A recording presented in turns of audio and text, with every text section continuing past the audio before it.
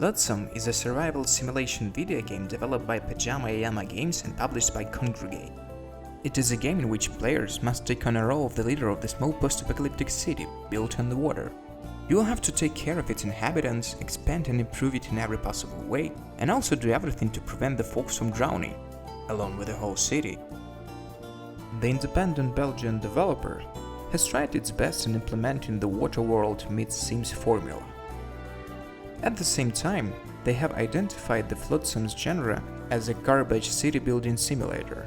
This means that your main objective will be managing your cheerful followers in collecting all kinds of rubbish and directing constructions, bridges and garbage recycling devices. Starting with little more than a big plastic jar of fresh water at your city center, you'll find yourself bobbing up and down in a vast and placid ocean. Fortunately, there are lots of debris and all kinds of junk around that can be recycled and reused.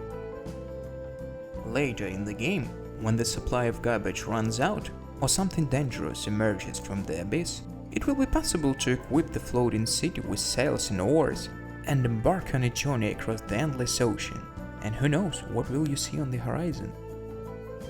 Surviving in this game is not as easy as it may seem, because your town can sink at any time, and its residents are constantly at risk of becoming a dinner for predatory sea inhabitants. Wanna stay afloat? Then learn how to get food and fresh water, as well as fish out trash.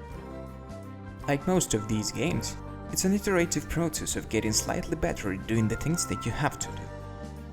At first you can only collect the flotsam that was in the swimming distance of your town center. Your little people will leap in and out of water with joyous abandon. Then you get enough to build a salvage boat or two, so you can reach further afield. With these, you can explore shipwrecks and abandoned towns, earning research points to unlock further, even better buildings.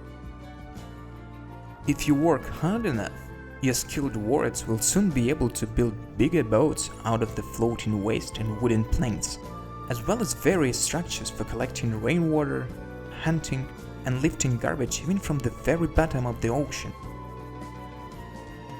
With the soggy trash from the sea, you will also be able to build floating walkways, strap on little beds that are open to the sky, cobble together storage, and so on and so on, eking out a damp-strained existence from one area to the next.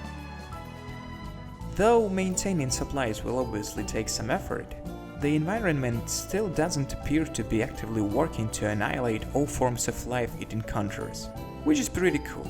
It even looks like it could be a fun place for a vacation. At the very moment, the game is rightfully hitting the top September's bestseller charts on Steam, despite being in early access.